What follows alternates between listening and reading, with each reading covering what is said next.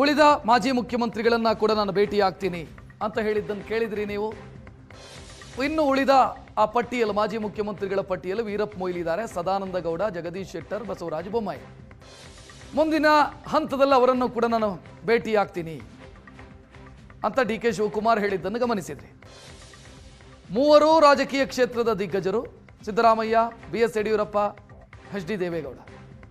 ಮೂವರನ್ನ ಇವತ್ತು ಪ್ರಮಾಣ ವಚನ ಸ್ವೀಕಾರಕ್ಕೂ ಮುಂಚೆ, ಅಂದರೆ ಅವರಿಗಿಂತ ಹಿರಿಯರು, ಡಿ ಕೆ ಶಿವಕುಮಾರ್ ಅವರಿಗಿಂತ ಹಿರಿಯರು ಅವರನ್ನು ಭೇಟಿಯಾಗಿ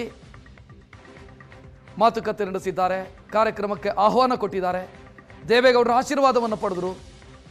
ಇಬ್ಬರು, ಬಿ ಎಸ್ ಯಡಿಯೂರಪ್ಪ ಮತ್ತು ಎಚ್ ಡಿ ದೇವೇಗೌಡ ಇಬ್ಬರು ಕೂಡ ಅವರನ್ನು ಆತ್ಮೀಯವಾಗಿ ಬರಮಾಡಿಕೊಂಡ್ರು, ಸನ್ಮಾನಿಸಿದ್ರು, ಬೆನ್ನು ತಟ್ಟಿದ್ರು, ಆಲ್ ದಿ ಬೆಸ್ಟ್ ಹೇಳಿ ಕಳಿಸಿದ್ರು.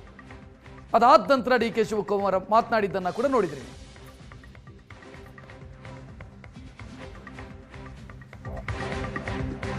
ಇನ್ನು ಮೊದಲ ಹಂತದ ಪಟ್ಟಿ ಯಾರ್ದು ಅನ್ನೋದು, ಯಾರ್ಯಾರಿರ್ತಾರೆ ಅನ್ನೋದು ಗೊತ್ತಾಗಿದೆ. ವಿಜಯಾನಂದ ಕಾಶಪ್ಪನವರ್ ಹುನಗುಂದದ MLA ಬಹಳ ಪ್ರಯತ್ನ ಮಾಡಿದರು ಮಂತ್ರಿಯಾಗಬೇಕು ಅಂತ. ಮೊದಲ ಹಂತದಲ್ಲಿ ಅವರ ಅಪೇಕ್ಷೆ ಈಡೇರಿಲ್ಲ, ಪ್ರತಿಭಟನೆ ಶುರುವಾಗಿದೆ. ಕಾಂಗ್ರೆಸ್ ಮತ್ತು ಹೈಕಮಾಂಡ್ ವಿರುದ್ಧ ಅವರ ಬೆಂಬಲಿಗರು ಕಿಡಿಕಾರಿದ್ದಾರೆ ಲೋಕಭವನ ರಸ್ತೆಯಲ್ಲಿ. ವಿಜಯಾನಂದ ಕಾಶಪ್ಪನವರ್ ಅವರ ಪರವಾಗಿ ಮೊನ್ನೆಯಿಂದಲೂ ಕೂಡ ಮುಸ್ಲಿಂ ಸಂಘಟನೆಗಳು ಬ್ಯಾಟ್ ಬೀಸಿದ್ದಾವೆ, ಲಿಂಗಾಯತ ಸಂಘಟನೆಗಳು, ಪಂಚಮಸಾಲಿ ಸಂಘಟನೆಗಳು ಬ್ಯಾಟ್ ಬೀಸಿದ್ದಾವೆ ಮಂತ್ರಿ ಮಾಡಬೇಕು ಅಂತ. ಬಟ್ ಆ ಪ್ರಯತ್ನ ಫಲಿಸಿಲ್ಲ.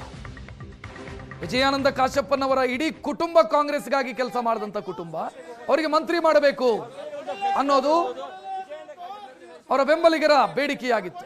ವಿಜಯಾನಂದ ಕಾಶಪ್ಪನವರ ತಂದೆ, ತಾಯಿ ಇವರೆಲ್ಲರೂ ಕೂಡ ಕಾಂಗ್ರೆಸ್ಗಾಗಿ ದುಡಿದವರು. ಸೊ ಆ ಕಾರಣಕ್ಕಾಗಿ ಅವರನ್ನು ಮಂತ್ರಿ ಮಾಡಿ, ಬಾಗಲಕೋಟೆ ಕೋಟಾದಡಿಯಲ್ಲಿ ಅವರನ್ನು ಮಂತ್ರಿ ಮಾಡಿಲ್ಲ. ಮೊದಲ ಪಟ್ಟಿಯಲ್ಲಿ ಅವರ ಹೆಸರಿಲ್ಲ.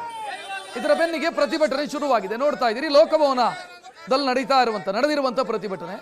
ಪೊಲೀಸರು ಅವರನ್ನು ತಡೆದಿದ್ದಾರೆ, ವಾಪಸ್ ಕಳಿಸಿದ್ದಾರೆ ಪ್ರತಿಭಟನೆಗೆ ಮುಂದಾದಂತ ಸಂದರ್ಭದಲ್ಲಿ.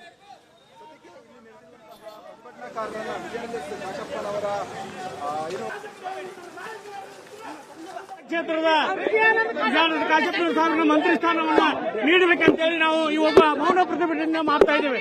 ಹುನಗುಂದ ಮತಕ್ಷೇತ್ರದ ಡಾಕ್ಟರ್ ವಿಜಯಾನಂದ ಕಾಶಪ್ಪನವರ ಸಾಹೇಬರಿಗೆ ಮಂತ್ರಿ ಸ್ಥಾನವನ್ನು ನೀಡಬೇಕೆಂದು ನಾವು ವರಿಷ್ಠರಲ್ಲಿ ಈ ಮೂಲಕ ಮನವಿಯನ್ನು ಮಾಡ್ತೇವೆ. ಆ ಮಾತಿನ ತಕ್ಕ ಸನ್ಮಾನ್ಯ ಸಿದ್ದರಾಮಯ್ಯ ಸಾಹೇಬರು, ಆಮೇಲೆ ಡಿ ಕೆ ಶಿವಕುಮಾರ್ ಸಾಹೇಬರು ದಯವಿಟ್ಟು ಅವರಿಗೆ ಮಂತ್ರಿ ಸ್ಥಾನವನ್ನು ಕೊಡಲೇಬೇಕಂತ ಅರ್ಥ ಮಾಡ್ತೀನಿ. ಈಗಾಗಲೇ ಲೀಸ್ಟ್ ಅನೌನ್ಸ್ ಆಗ್ಬಿಟ್ಟಿದೆ. ನಾಯಕರದಾರ, ಸಂಘಟನೆ ಮಾಡುವಂತ ಶಕ್ತಿ ಇರುವಂತ ನಾಯಕರದಾರ. ಒಂದನೇ ಕೊಳ್ಳಂದ್ರೆ ಎರಡನೇದ್ರಲ್ಲಿ ಖಂಡಿತ ಕೊಡ್ಬೇಕಂತೆಲ್ಲ ನಾಯಕರು ವಿನಂತಿ ಮಾಡ್ಕೊತೀವಿ. ನೇರವಾಗಿ ಮಾತಾಡುವಂತ ನಾಯಕರು ಯಾರು ಇದ್ರ ರಾಜ್ಯದಾಗ ನಮ್ಮ ವಿಜಯಾನಂದ ಕಾಶಪ್ಪನವರು. ಯಾಕಂದ್ರೆ ಸಂಘಟನೆ ಮಾಡುವಂತ ಶಕ್ತಿ ಯಾರಿಗಾರ ಐತಂದ್ರ ಅದು ನಮ್ಮ ವಿಜಯಾನಂದ ಕಾಶಪ್ಪನವ್ರಿಗೆ ಐತಿ. 2024-28 ಅಧಿಕಾರಕ್ಕೆ ಕಾಂಗ್ರೆಸ್ ಪಕ್ಷ ಬರಬೇಕಾದ್ರ ಉತ್ತರ ಕರ್ನಾಟಕದಾಗ ನಮ್ಮ ವಿಜಯಾನಂದ ಕಾಶಪ್ಪನವ್ರಿಗೆ ಸಚಿವ ಸ್ಥಾನ ಕೊಡಬೇಕು. ಅವರು ಸಂಘಟನೆ ಬರೀ ಒಂದು ತಾಲೂಕಿಗೆ ಸೀಮಿತ ಅದ, ಒಂದು ಕ್ಷೇತ್ರಕ್ಕೆ ಸೀಮಿತ ಅದ. ಇಡೀ ರಾಜ್ಯಕ್ಕೆ ಅವ್ರನ್ನ ಹೈಕಮಾಂಡ್ ಕರ್ಕೊಂಡು ಹೋಗ್ಬೇಕು, ಅವ್ರಿಗೆ ಸಚಿವ ಸ್ಥಾನ ಕೊಡಬೇಕು. ಬಲಿಷ್ಠ ಸಂಘಟನೆ ಮಾಡುವಂತ ಶಕ್ತಿ ಐತೆ. ಪಂಚಮಸಾಲಿ ಸಮಾಜವನ್ನ ರಾಷ್ಟ್ರೀಯ ಅಧ್ಯಕ್ಷರು ವಿಜಯಾನಂದ ಕಾಶಪ್ಪನವರು ಅಂತವ್ರಿಗೆ ಸಚಿವ ಸ್ಥಾನ ಕೊಡ್ಲಿಲ್ಲ ಅಂದ್ರೆ ಈ ಯಾರಿಗೆ ಕೊಡ್ತೀರ? ಬರೀ ಯಾರು ಏನು ಸಂಘಟನೆ ಮಾಡೋರು ಬೇಕಲ್ಲ.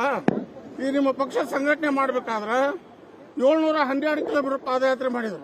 ಆದ್ರೆ ನಮ್ಮ ಲಿಂಗಾಯತ ಕಮ್ಯುನಿಟಿಯವರು ಸಪೋರ್ಟ್ ಮಾಡಲಿಲ್ಲ. 136 ಸ್ಥಾನ ಕಾಂಗ್ರೆಸ್ ಪಕ್ಷಕ್ಕೆ ಬರ್ತಾನೆ ಇರಲಿಲ್ಲ. ಆದ್ದರಿಂದ 136 ಸ್ಥಾನ ಬರಬೇಕಾದ್ರೆ ವಿಜಯಾನಂದ ಕಾಶಪ್ಪನವರ ಕೊಡುಗೆ ಅಪಾರ ಇದೆ.